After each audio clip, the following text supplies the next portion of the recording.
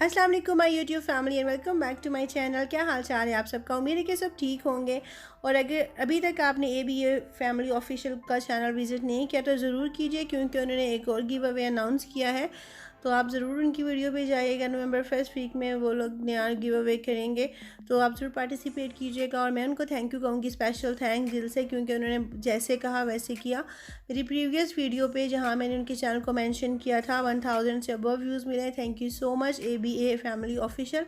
अल्लाह पाक आपको ऐसे हंसता बसता मुस्कुराता रखे, आपको बहुत सारी तरक्की दे, क्योंकि आपने हम छोटे यूट्यूबर्स को एक बहुत अच्छा प्लेटफॉर्म प्रोवाइड किया है। Thank you so much. तो आज के व्लॉग का स्टार्ट होता है जी ब्रेकफास्ट से। तो एज़ यूजुअल मैंने आपको बताया था कि आजकल ब्रेकफास्ट में यही ब्रेड और एग, ब्रेड जैम, यही सब खाया जाता है। क्योंकि पराठों का हालांकि मौसम आ गया, बट फिर भी खाने का बिल्कुल दिल नहीं करता, क्योंकि आलू थोड़े से मीठे और सादे प्लेन पराठे खाने का भी मूड नहीं होता। तो कभी कभी रेयान जाग रहा होता है तो वो भी हमारे साथ ब्रेकफास्ट करता है। शयान की टाइमिंग कुछ ऐसी है कि वो 10 बजे के बाद ही उठता है या 9:30 के बाद, तो तब तक हमारा ब्रेकफास्ट मोस्टली हो चुका होता है। मैं सुबह जल्दी जाग जाती हूँ, फजर के बाद थोड़ा सा रेस्ट करने के बाद फिर घर के काम काज करती हूँ। मैक्सिमम 7 AM तक ही मैं बेड पे होती हूँ, फिर उसके बाद मैं जाग जाती हूँ। बट मेरे नाश्ते को हमेशा 10 बज जाते हैं, 9:30 बज जाते हैं, क्योंकि सारे काम ख़त्म करके हस्बैंड को जगाती हूँ। और फिर यह है कि चले थोड़े ही दिन है वापस जाने में, तो जितना वो अब रेस्ट कर सके करें, क्योंकि उनकी वहाँ पे नाइट ड्यूटी होती है। एग यहाँ पे फ्राई हो गया, और एग डेली नहीं खाते हैं हम। एक स्लाइस जो है वो रेयान का है, बाकी 3 स्लाइस मेरे हैं, क्योंकि पूरे घर का काम करके बंदे को काफ़ी भूख लग जाती है। और लंच हमारा 1:30-2 बजे होता है इस वजह से। तो ये देखें जी, छलियाँ हैं, आजकल इनका मौसम है। कुछ जगहों पे जो फसलें वो काट चुके हैं, इवन कश्मीर में भी मोस्टली जो मकई की फसल थी वो कट चुकी है। ये मेरे हस्बैंड के फूफो ने भेजी थी और उन्हें छील के रखी है, मुझे कहा कि व्लॉग में ऐड करो। मैं पहले भी ट्राई करना चाह रही थी बट नहीं कर सकी थी, क्योंकि हमारी जो अपनी फसल थी वो हम लोगों ने नहीं उगाई थी। घर में कोई जानवर नहीं है, इस वजह से तो वो जैसे थी वैसे ही सेल कर दी थी मेरे अब्बा जी ने, क्योंकि हम लोग के घर में कोई छलियाँ भी इतने शौक़ से नहीं खाता, और बाकी फैमिली मेम्बर्स भेज देते हैं। इस वजह से हम लोग तो वैसे भी घर होते नहीं हैं, तो बहुत हार्ड काम होता है। ये भी सबको पता होगा जो गांव में रहते हैं कि बहुत मुश्किल काम है इस सीज़न का काम जो है। तो यहाँ पे छलियाँ फुल तो चूल्हे में पकती हैं, जो लकड़ी का होता है। तो हमने दाने खाने थे तो छलियों से दाने अलग कर लिए थे, और यहाँ पे पका लेंगे। थोड़ा सा सॉल्ट ऐड करें अगर स्वीट नहीं होती है, तो अगर स्वीट होती है तो हम सॉल्ट ऐड नहीं करते। बहुत मज़े के बनते हैं, समटाइम्स स्नैक के तौर पर खा लेते हैं। तो ब्रेकफास्ट के बाद हमने खाए थे जी दाने, क्योंकि फ़्रेश आए थे। तो मेरे हस्बैंड ने कहा कि अभी इनको पकाओ, तो पका लिया था। और लंच ऑलरेडी हमारे घर बना हुआ था, लाइक पुलाव मैंने बनाया था, और उसकी रेसिपी 1000 बार से ज़्यादा शेयर हो चुकी होगी। बस हमें मुहावरतन जैसे कहते हैं। तो काफ़ी टाइम शेयर कर चुकी हूँ पुलाव की रेसिपी, जो ओवन में बनता है, तो इसलिए मैंने बार बार शेयर नहीं की। दूसरा ये कि पैकिंग भी थोड़ी बहुत स्टार्ट कर दी है हमने। अभी कंफर्म नहीं हुआ सीट्स का। मेरा एग्जिट एंट्री रेडी है, मेरे एक भाई की फ़्लाइट जो सी 20th की है, 20 अक्टूबर की।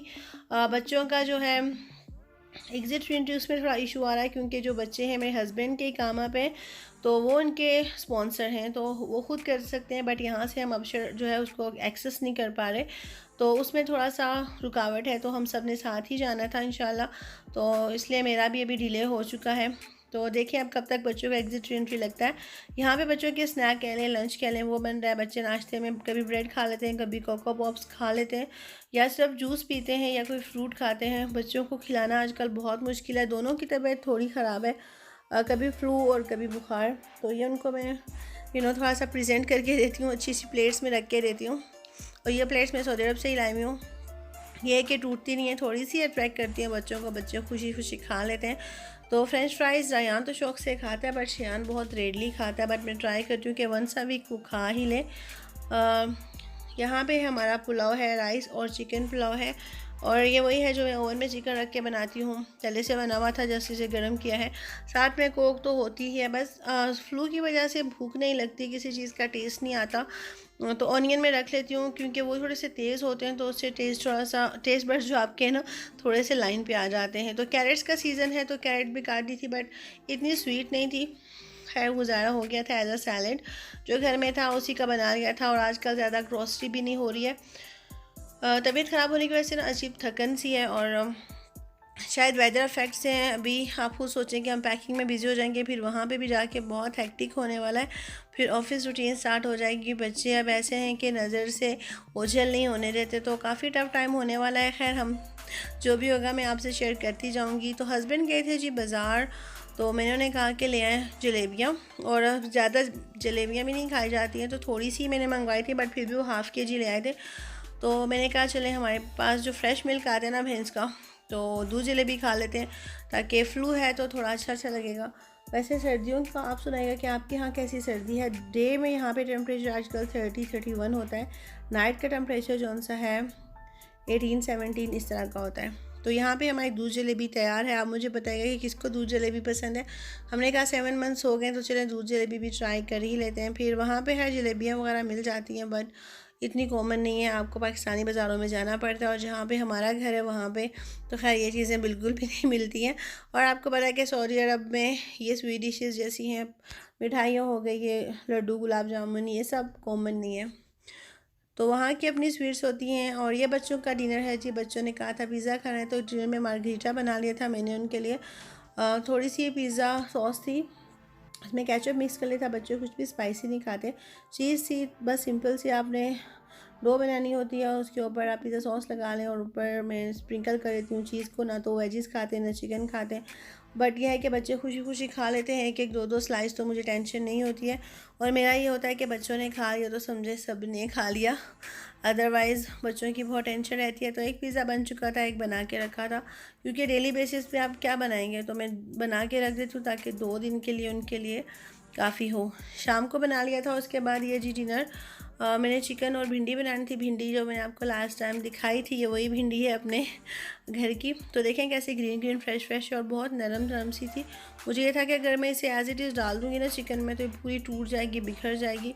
और वैसे भी भिंडी क्वांटिटी में काफ़ी कम थी, आधा किलो भी नहीं थी, बहुत थोड़ी सी। तो मैंने कहा चले बना लेते हैं, क्योंकि घर में ऑलरेडी पिज़्ज़ा था, थोड़े बहुत राइस बचे हुए थे, बट फिर भी मैंने कहा चले वेजिटेबल्स बना लेते हैं, क्योंकि वहाँ पे ये सब चीज़ें जो है ना वेजिटेबल्स, ये बहुत रेयरली यूज़ होती हैं।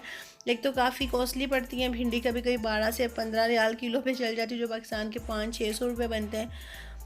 तो यहाँ पे क्योंकि घर की फ्रेश थी, तो मैंने कहा कि चले खा लेते हैं। वैसे भी अगर इन्हें टाइम पे ना तोड़ें तो ये बड़ी बड़ी हो जाती है और पक जाती हैं, जिसकी वजह से फिर खाने में मज़ा नहीं आता। तो पहले जो नॉर्मली हम चिकन बनाते हैं उसका मसाला वो बना लिया था, फिर भिंडी को फ्राई करके जस्ट 5 to 7 मिनट्स के लिए हमने पकाना होता है। देखें जी ऑयल काफ़ी ज़्यादा नज़र आएगा आपको, बट जाहिर सी बात है जब भिंडी को फ्राई करेंगे तो उसमें थोड़ा बहुत ऑयल जो है वो चला जाता है।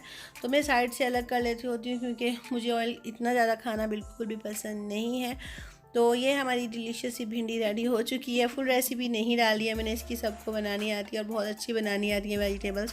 तो मेरा आज का व्लॉग यहीं पेंड होता है। उम्मीद है कि आपको पसंद आया होगा। अगर पसंद आया हो तो please don't forget to like share comment subscribe to my channel. Thank you so much for watching. मिलते हैं नेक्स्ट व्लॉग में, तब तक के लिए मुझे और मेरी फैमिली को अपनी दुआओं में याद रखिएगा। अल्लाह हाफिज़।